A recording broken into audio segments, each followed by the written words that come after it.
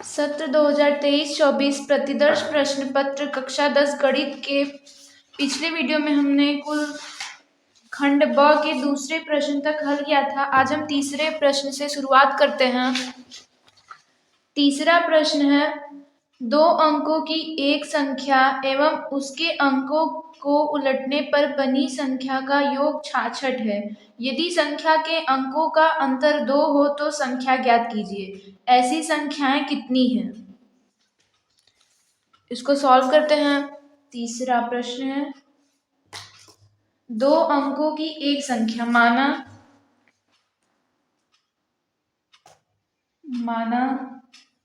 संख्या के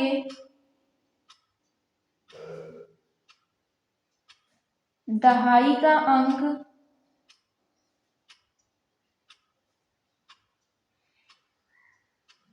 x है तथा संख्या के इकाई का अंक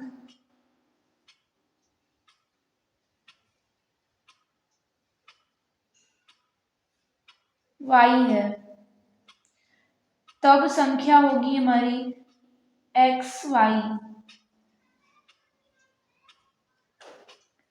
तब संख्या बराबर xy। ये xy इंटू में नहीं है, ये xy जैसे मान लीजिए हमारी संख्या हो गई 34 संख्या हो गई, तो जिसमें x की वैल्यू हो गई 3 और y की वैल्यू 4। इस 34 को हम लिख सकते हैं 30 + 4, जैसे स्थानीय मान में लिखते हैं। तो उसी प्रकार x y को लिख सकते हैं 10x + y। संख्या हमारी 10x + y है।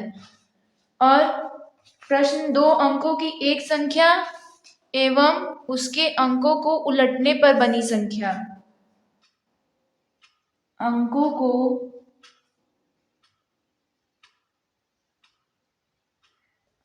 उलटने पर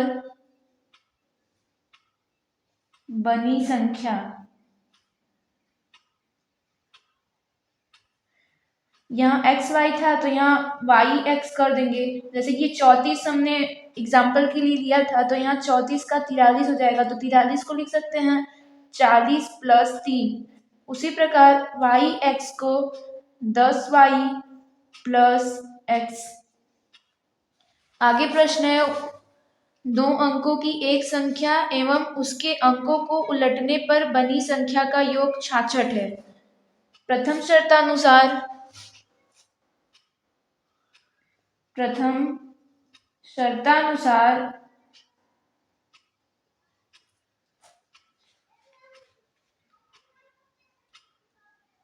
अंक तथा उलटने पर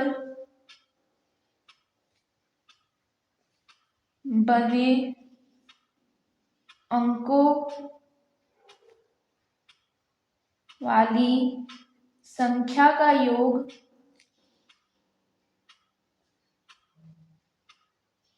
66 है। तो यहाँ पे अंक हमारा था 10x + y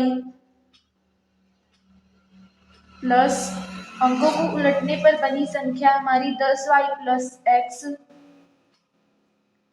बराबर 66। अब इसको हल कर लेंगे। 10 और 1 11x + 11y बराबर 66। 11 दोनों में कॉमन है तो कॉमन कर लेंगे। x + y बराबर 66। x + y बराबर हो जाएगा 6। समीकरण 1। फिर आगे प्रश्न है, यदि संख्या के अंकों का अंतर 2 हो। द्वितीय शर्तानुसार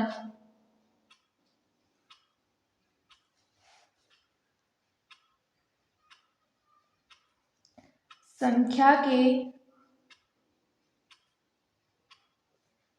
अंकों का अंतर 2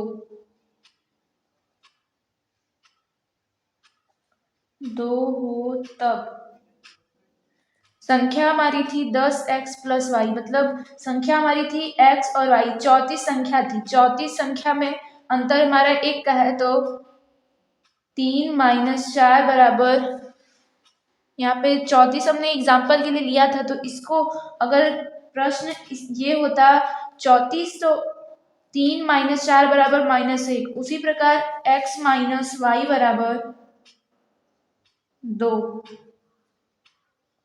समीकरण 2, समीकरण 1 व 2 को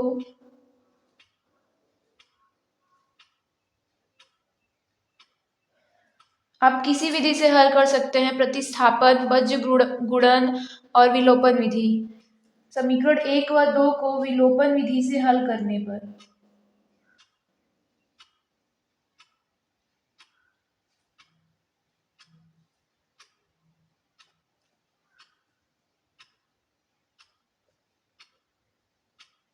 x प्लस वाई बराबर 6 पहला समीकरण और x माइनस वाई बराबर 2 दूसरा समीकरण।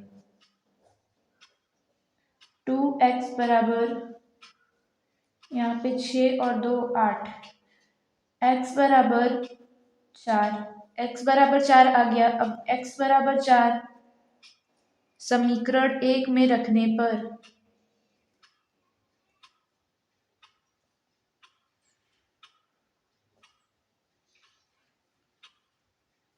समीकरण 1 में रखने पर x बराबर 4, 4 प्लस वाई बराबर 6, वाई बराबर आ गया 2। अतः वह संख्या x की वैल्यू आ गई 4 और y की वैल्यू आ गई 2, अतः वह संख्या बराबर 42। इसमें अंतिम में पूछा है ऐसी संख्याएं कितनी हैं। ऐसी संख्याएं तो केवल 42 ही हो सकता है, या फिर 42 को उल्टा करने पर बनेगा हमारा 24, 24 भी हो सकता है। मतलब ऐसी 2 संख्याएं हो सकती हैं। अब अगले प्रश्न अथवा प्रश्न की ओर चलते हैं। मैं अथवा भी सॉल्व कर रही हूँ, आपको जो सॉल्व करना आप कर सकते हैं।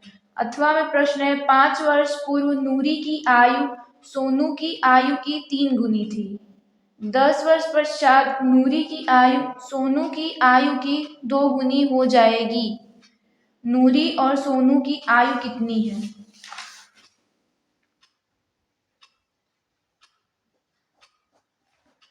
पांच वर्ष माना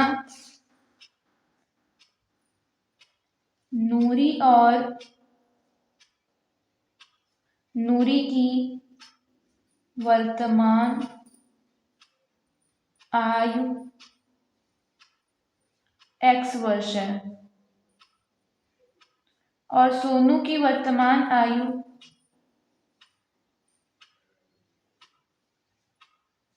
y वर्ष है। इसमें पहले कहा है 5 वर्ष पूर्व नूरी की आयु सोनू की आयु की 3 गुनी थी। प्रथम शर्तानुसार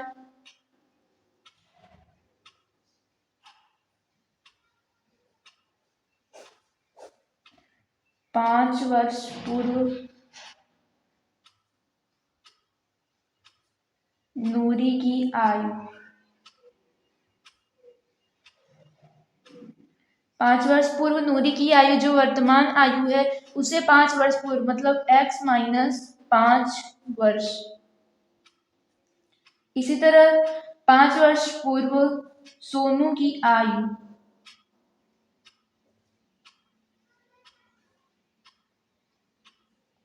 5 वर्ष पूर्व सोनू की आयु भी y - 5 वर्ष हो जाएगी। 5 वर्ष पूर्व नूरी की आयु सोनू की आयु की 3 गुनी थी। अब समीकरण बनाते हैं x - 5 बराबर y - 5। 5 वर्ष पूर्व नूरी की आयु सोनू की आयु की 3 गुनी थी, मतलब सोनू की आयु 3 गुनी नूरी की 3 गुनी थी, तो उसको बराबर करने के लिए सोनू की आयु में 3 का गुणा कर देंगे। x - 5 बराबर 3y - 15, x - 3y बराबर इसको इस तरह पक्षांतर कर देंगे -15 + 5, x - 3y बराबर -10। समीकरण 1। पुनः द्वितीय शर्तानुसार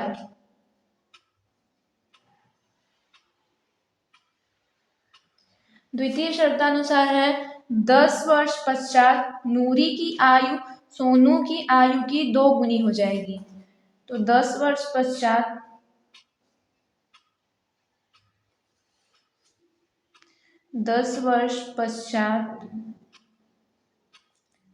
नूरी की आयु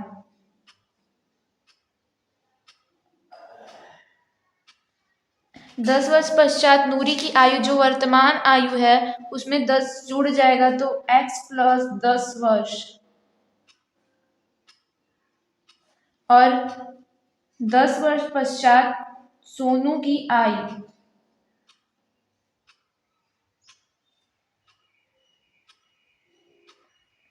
10 वर्ष पश्चात सोनू की वर्तमान आयु y है, तो उस आयु में y में 10 जुड़ जाएगा, y प्लस 10 वर्ष।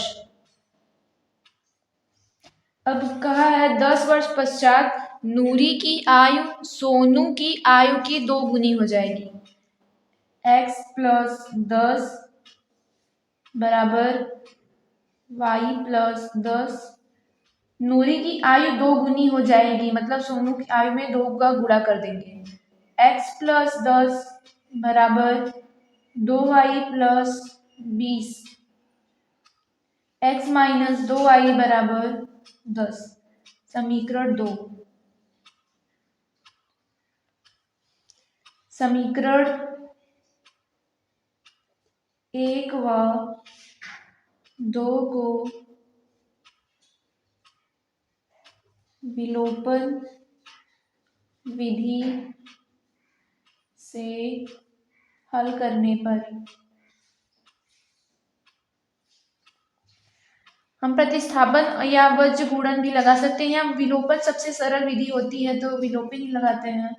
x माइनस 3y बराबर माइनस 10, x माइनस 2y बराबर 10, माइनस प्लस और माइनस, x से x कट गया, यहाँ माइनस y बराबर माइनस 20, तो y बराबर आ जाएगा 20। y का मान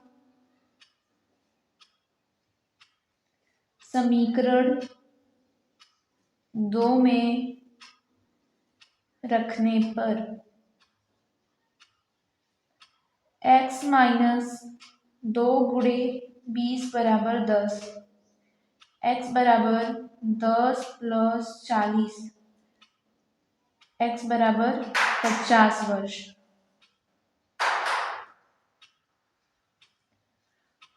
x बराबर 50 और y बराबर 20 है, मतलब नूरी की आयु जो है 50 वर्ष है, और नूरी की आयु वर्तमान आयु 50 वर्ष और सोनू की वर्तमान आयु 20 वर्ष है। अतः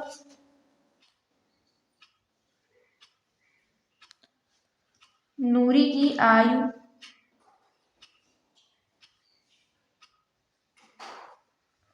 x बराबर 50 वर्ष और सोनू की आयु है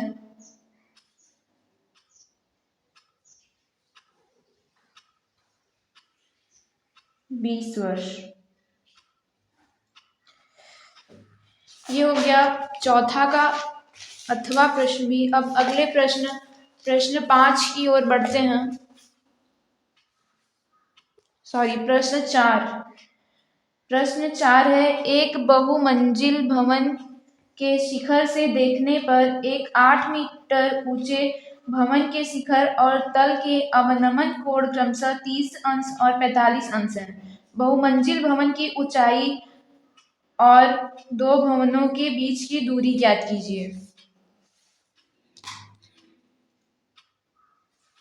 एक बहुमंजिल भवन के शिखर से, ये हमारा बहुमंजिल शिखर हो, बहुमंजिल भवन का शिखर, और बहुमंजिल भवन के शिखर से देखने पर एक 8 मीटर ऊंचे, यहाँ पे एक 8 मीटर ऊंचा भवन है।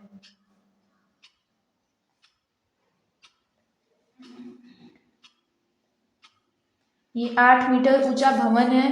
ऊंचे भवन से शिखर और तल के अवनमन कोण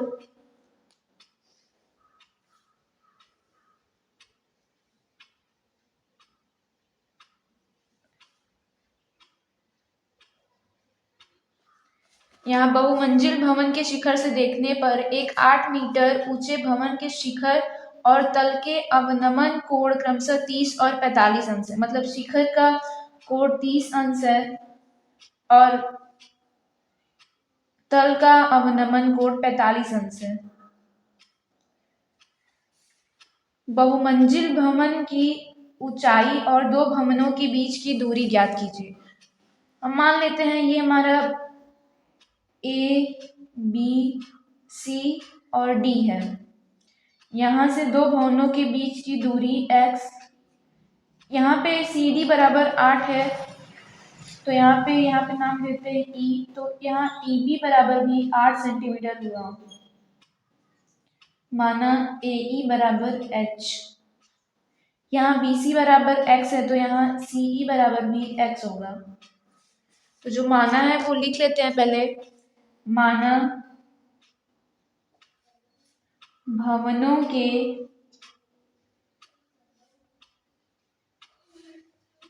बीच की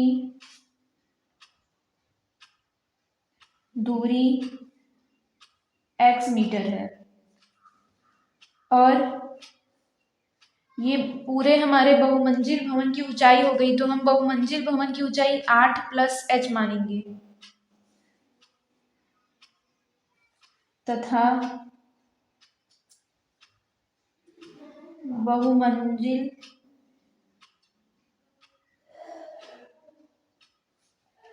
भवन की ऊंचाई ए बी जो है यहाँ पे 8 प्लस h मीटर है और यहाँ जो बीच की दूरी थी BC।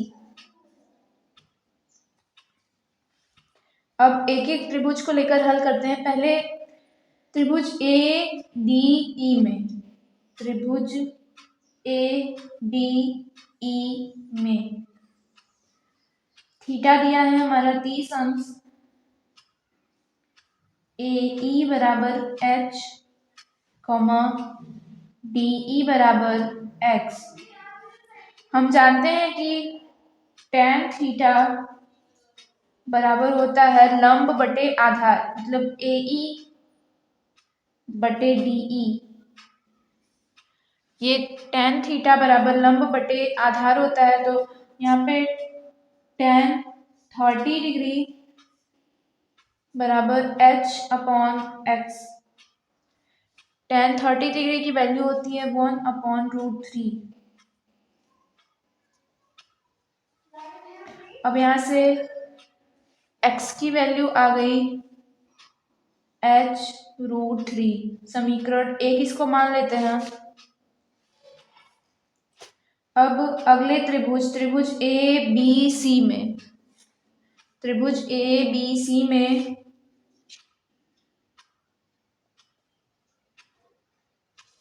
थीटा दिया है हमारा 45 अंश, ए बी बराबर है 8 प्लस h मीटर और बी सी बराबर है x मीटर। तो यहाँ पे भी tan थीटा बराबर लंब बटे आधार, मतलब ए बी बटे बी सी। tan 45 अंश बराबर 8 प्लस h अपॉन में बी सी की वैल्यू x। tan 45 अंश का मान होता है 1, 8 प्लस h बटे x। यहाँ से x बराबर आ गया 8 प्लस h। ये समीकरण 2 हो गया। यहाँ से हम देख सकते हैं दोनों के बाएं पक्ष में x है तो मतलब समीकरण 1 बराबर समीकरण 2। समीकरण 1 बराबर समीकरण 2। h कड़ी में 3 बराबर 8 प्लस h। यहाँ से h कड़ी में 3 माइनस एच बराबर 8। यहाँ से h कॉमन कर लिए, कड़ी में 3 माइनस 1 बराबर 8। यहाँ से अगर h की वैल्यू निकाले तो 8 बटे कड़ी में 3 माइनस 1।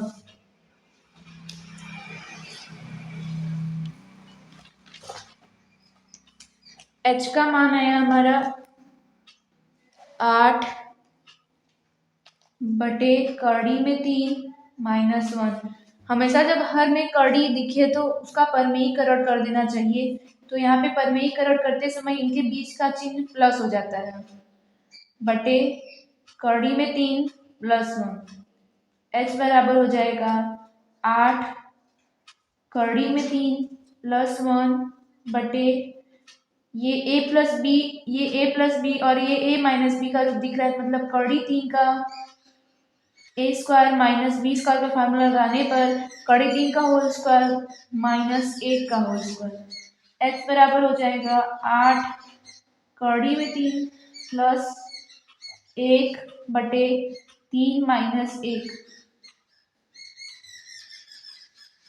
8 कड़ी में 3 प्लस 1 बटे 2, ये 2 से कट जाएगा तो h बराबर आ जाएगा 4 कड़ी में 3 प्लस 1। लेकिन ये बहुमंजिल भवन की हमने ऊंचाई मानी थी 8 प्लस h मीटर, तो बहुमंजिल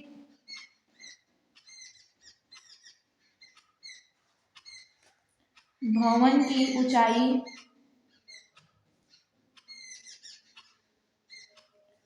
बराबर 8 प्लस h मीटर। 8 है प्लस 4 कड़ी में 3 प्लस 1, 8 प्लस 4 कड़ी में 3 प्लस 4, 8 और 4 12 प्लस 4 कड़ी में 3। यहाँ से अगर 4 कॉमन कर लें तो यहाँ पे 3 प्लस कड़ी में 3 आ जाएगा। बहुमंजिल भवन की ऊंचाई हो जाएगी 4, 3 प्लस कड़ी में 3 मीटर। इसी प्रकार भवनों के बीच की दूरी, भवनों के बीच की दूरी बराबर x मीटर था। तो x बराबर आया था कड़ी में 3 h कड़ी में 3, तो h कड़ी में 3, h का मान हमारा h का मान यहाँ पे है 4 कड़ी में 3 प्लस 1 इंटू कड़ी में 3, 4 कड़ी में 3 प्लस 4 कड़ी में 3। इसका गुणा कर देंगे तो आ जाएगा 4 3 12 प्लस 4 कड़ी में 3। यहाँ से भी 4 कॉमन कर लें तो यहाँ बचेगा 3 प्लस कड़ी में 3 मीटर।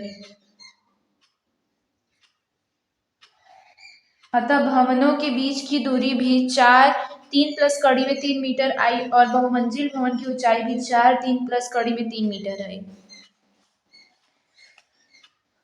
अब अगले प्रश्न जो चौथे के अथवा है वो प्रश्न है, भूमि के एक बिंदु P से एक 10 मीटर ऊंचे भवन के शिखर का उन्नयन कोण 30 अंश है। भवन के शिखर पर एक ध्वज को लहराया गया है और P से ध्वज के शिखर का उन्नयन कोण 45 अंश है। ध्वज दंड की लंबाई और बिंदु P से भवन की दूरी ज्ञात कीजिए। इसको भी सॉल्व करते हैं। अथवा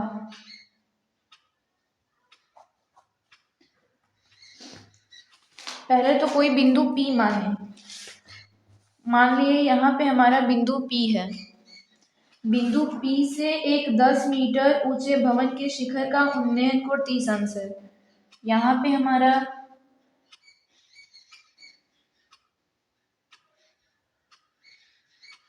यहाँ पे होना चाहिए छोटा, यहाँ बिंदु P है, P को तल से मिला देते हैं। भूमि के एक बिंदु P से 10 मीटर ऊंचे भवन के शिखर का उन्नयन कोण 30 अंश है। ये पे 10 मीटर ऊंचा भवन है।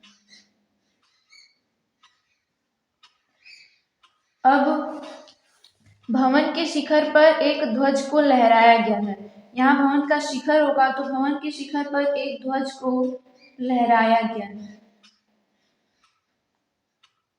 ये हमारा एक ध्वज हो गया। ध्वज को लहराया गया है और P से ध्वज के शिखर का उन्नयन कोण 45 अंश है।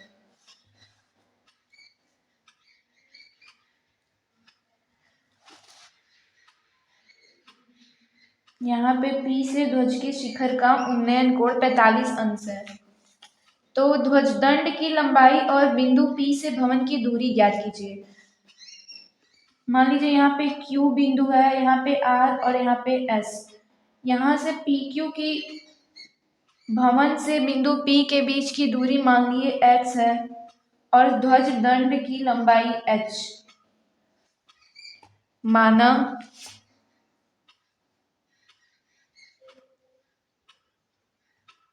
भवन से बिंदु P के बीच की दूरी x है तथा ध्वज दंड की लंबाई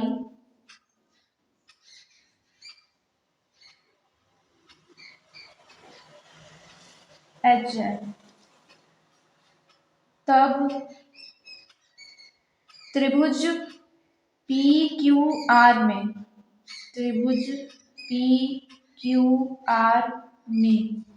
थीटा बराबर दिया है 30 अंश, QR बराबर 10 मीटर है और PQ बराबर है x मीटर।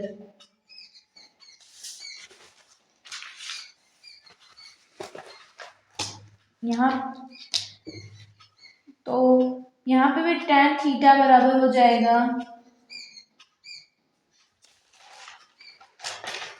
tan थीटा बराबर QR अपॉन PQ। tan 30 अंश बराबर QR बराबर 10 और PQ बराबर हमने माना x। tan 30 डिग्री का मान 1/3 बराबर 10/x। यहाँ से x का मान आ गया 10/3 मीटर।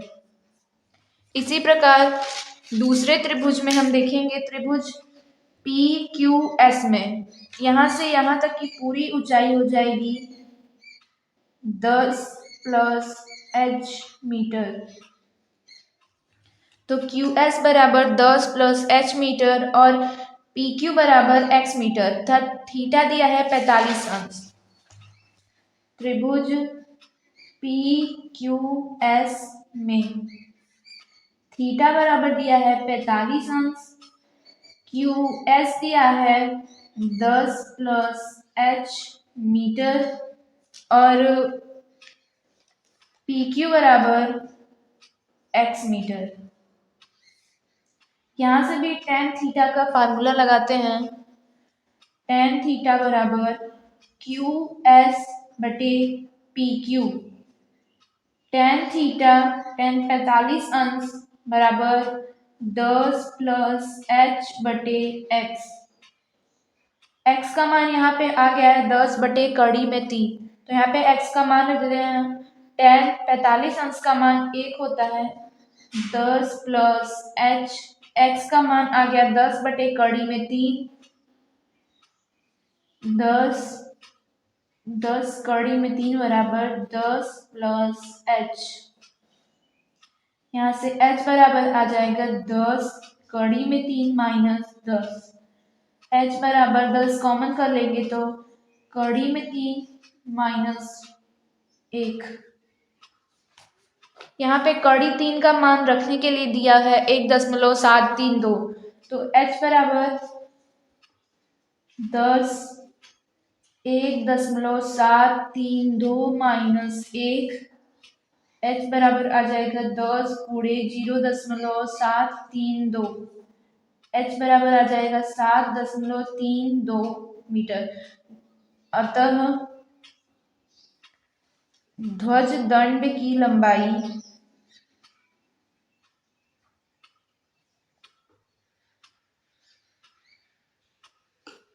h बराबर 7.32 मीटर। यहाँ पे x की वैल्यू में भी कड़ी 3 है तो कड़ी 3 का मान रख देंगे। x बराबर हो जाएगा 10 गुणे 1.732, x बराबर आ जाएगा 17.32, x बराबर 17.32 मीटर तथा बिंदु P से भवन के बीच की दूरी x बराबर आ गया 17.32 मीटर।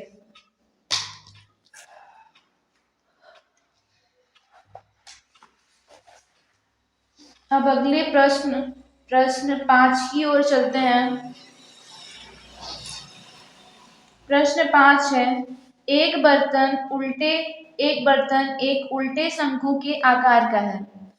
इसकी ऊंचाई 8 सेंटीमीटर है और इसके ऊपरी जो खुला हुआ है सिरे की त्रिज्या 5 सेंटीमीटर है। यह ऊपर तक पानी से भरा हुआ है।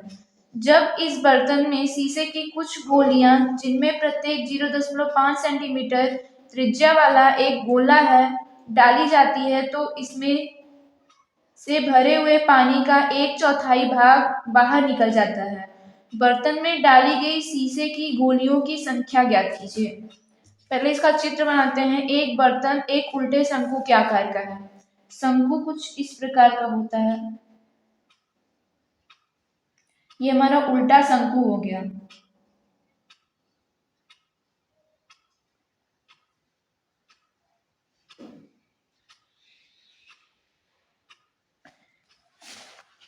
शंकु जिसकी ऊंचाई 8 सेंटीमीटर है, इसकी ऊंचाई 8 सेंटीमीटर है।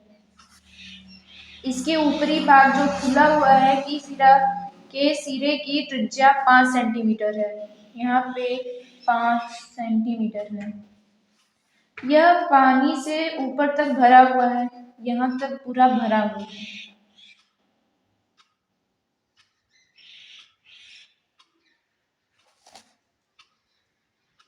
जब इस बर्तन में शीशे की कुछ गोलियां जिनमें प्रत्येक 0.5 सेंटीमीटर त्रिज्या वाला एक गोला है डाली जाती हैं तो इसमें भरे हुए पानी का 1/4 भाग बाहर निकल जाता है। मतलब इसमें शीशे की कुछ गोलियां डाली गई हैं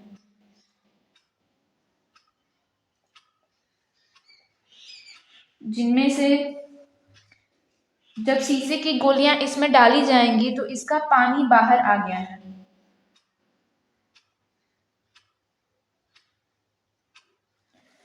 तो यहाँ पे अब देखते हैं पहले क्या क्या दिया है। शंकु की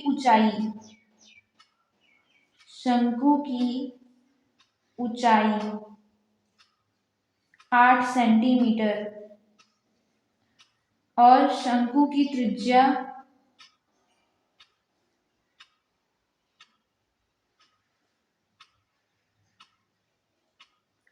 5 सेंटीमीटर दिया है और डाले गए गोले की त्रिज्या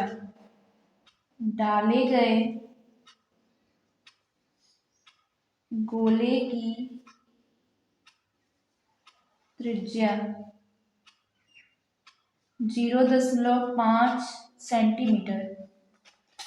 अब प्रश्नानुसार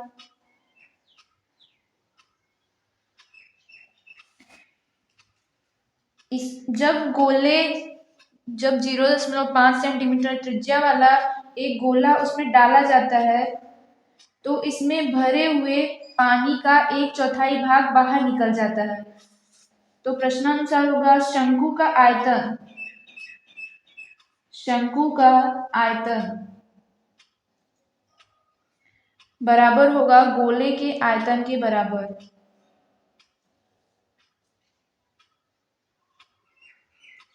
लेकिन जब इसमें गोला डाला जाता है, मतलब बहुत सारी शीशे की गोलियां डाली जाती हैं, तो इसमें भरे हुए पानी का 1/4 भाग ही केवल बाहर निकलता है।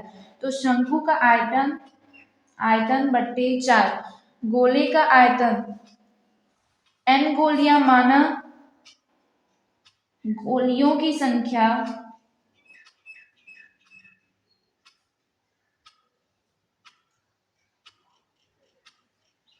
बराबर n। तो इसमें जब शंकु का आयतन 1/4 हो गया, तो गोले का आयतन जितने मान लिया n गोले हैं, तो n गोलों का आयतन n गुणे गोले का आयतन। शंकु का आयतन होता है 1/3 पाई r स्क्वायर h, और यहाँ पे 1/4 1/4 है। n गुणे गोले का आयतन होता है 4/3 पाई r का क्यूब। यहाँ से पाई कट जाएगा, 3 से 3। अब r स्क्वायर, शंकु की त्रिज्या हमारी दिया है 5, और शंकु का ऊंचाई है 8 सेंटीमीटर बटे 4 बराबर n गुणे 4। डाले गए गोल की त्रिज्या 0.5 सेंटीमीटर दिया। इसको इस तरह पक्षांतर करते हैं, तो 5 गुणे, ये 2 बार में कट जाएगा, 5 गुणे 5 गुणे 2 बटे 0.5 गुणे 0.5 गुणे 0.5 गुणे 4, ये 2 बार में कट जाएगा। ये जब इसको काटेंगे तो 10 बार में कटेगा, इससे भी ये 10 बार में कटेगा, बराबर n। ये बचा हमारा 10 100 बटे 0.5 गुणे 2 बराबर n। तो n का मान यहाँ से आ गया 100, 2 पंचे 10 बटे 1 हो जाएगा 1.00, तो n का मान यहाँ से आ जाएगा 100। मतलब गोलियों की संख्या जिससे शंकु का आयतन 1/4 हो गया था, उन गोलियों की संख्या 100 है। अतः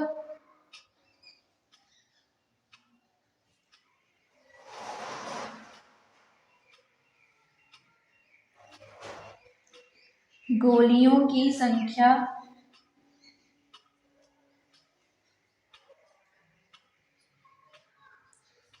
n बराबर 100। ये प्रश्न भी हो गया। अगले प्रश्न 5 का अथवा प्रश्न की ओर चलते हैं। अथवा प्रश्न है, एक गोलाकार कांच के बर्तन की एक बेलन के आकार की गर्दन है, जिसकी लंबाई 8 सेंटीमीटर है और व्यास 2 सेंटीमीटर है, जबकि गोलाकार भाग का व्यास 8.5 सेंटीमीटर है। इसमें भरे जा सकने वाले पानी की मात्रा मापकर एक बच्चे ने यह ज्ञात किया कि इस बर्तन का आयतन 345 वर्ग सेंटीमीटर है। जांच कीजिए कि उस बच्चे का उत्तर सही है या नहीं, यह मानते हुए कि उपरोक्त मापन आंतरिक मापन है। ये 5वां प्रश्न का अथवा। एक गोलाकार कांच के बर्तन की एक बेलन के आकार की गर्दन है।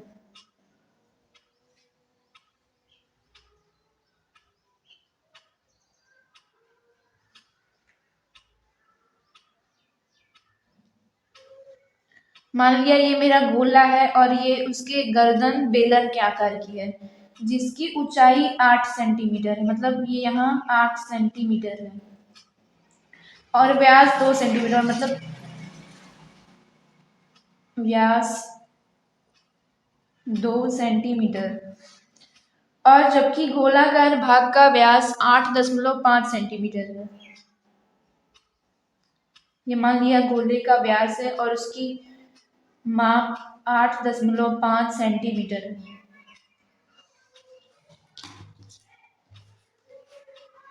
बेलन का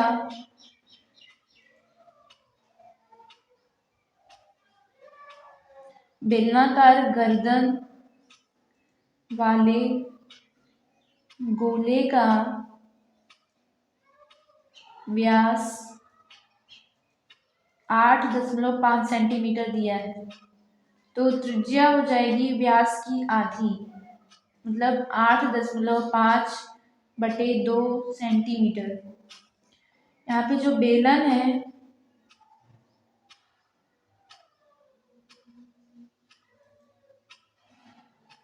उसकी ऊंचाई दिया है 8 सेंटीमीटर और व्यास है 2 सेंटीमीटर, तो इसकी त्रिज्या हो जाएगी 1 सेंटीमीटर।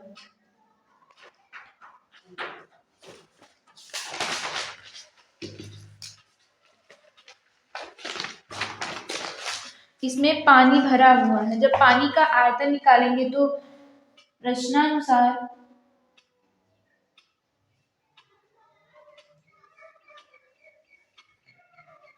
प्रश्नानुसार बेलन का आयतन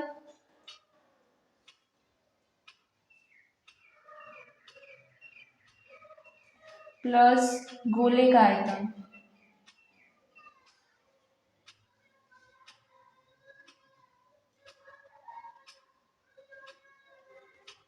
बेलन का आयतन होता है πr²h, πr²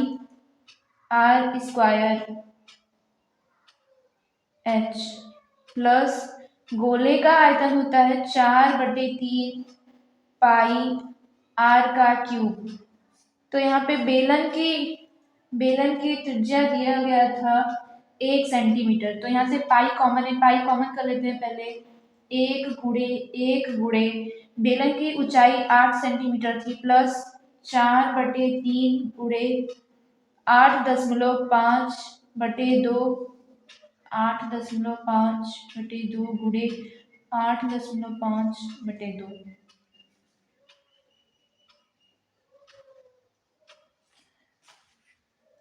ये 2 दूना 4 से 4 कट जाएगा।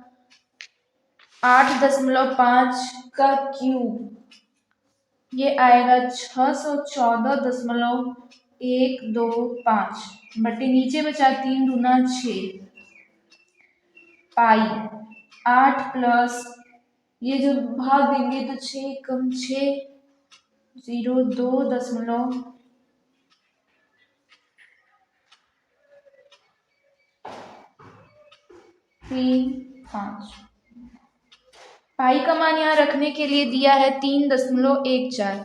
यहाँ पे पाई का मान रख देते हैं 3.14। इसको जोड़ते हैं 8 2 10 मतलब 110.35। इसको गुणा करेंगे आएगा 346.51। परंतु एक बच्चे ने माप कर यह बताया था कि इस बर्तन का आयतन 345 वर्ग सेंटीमीटर है, लेकिन 346.51 सेंटीमीटर स्क्वायर है। अतः उस बच्चे का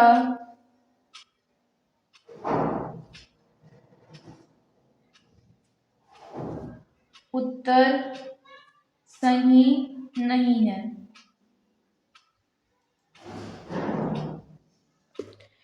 थैंक यू।